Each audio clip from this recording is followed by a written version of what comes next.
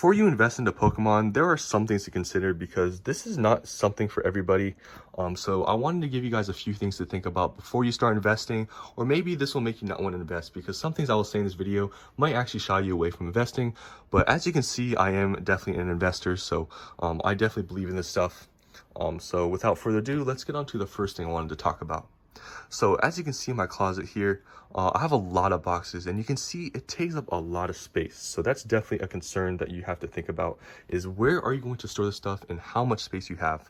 Because you can't just throw this in a garage or somewhere where, you know, the climate's not controlled, because these are mostly cardboard boxes. And if you're storing them in heat, humidity, and just the temperature changing over time, these boxes are going to break down. And, you know, if you leave them in sunlight, they're definitely going to be damaged, and the boxes are not going to look nice. And when you try to sell it, it's going to be very hard. So make sure that you have enough storage, or you know how much storage you have, so you kind of know what you can buy and what you can't.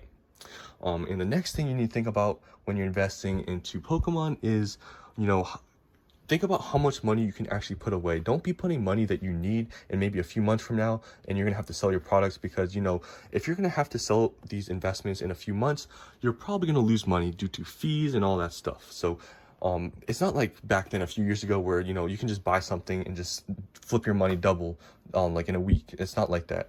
So you definitely need to hold on to the stuff for at least a few years before they actually start gaining value and you can sell for a profit. Because yeah, this is definitely, if you need short-term money or thinking about, oh, I can just flip stuff, this is not for you. There's definitely some things out there you can actually do that with in Pokemon, like some specific products, but for the most part, if you're buying booster boxes, collection boxes, it is not going to be that fast. And the last thing you need to think about is, where are you going to sell this stuff? This is a major thing which I feel like some people may not be thinking about right now, is where are you going to sell all these products? You can see I have tons of collection boxes, and you might have to think about, where am I going to sell this? Do you have a card store near you? Do you have a game store? Are you selling on eBay? Are you going to sell it through maybe Facebook Marketplace? You need to think about all these different things, because it gaining value is one thing and selling it is another thing, because, you know, this may go up like $20 from what it is right now. So let's say this is $20, it goes to 40. Well, when you actually sell it, like on eBay, take all the fees and shipping, you might only be making $5 off of it. So you gotta think about when you're selling it and where you're selling it, because that's definitely gonna affect your profits and all that stuff.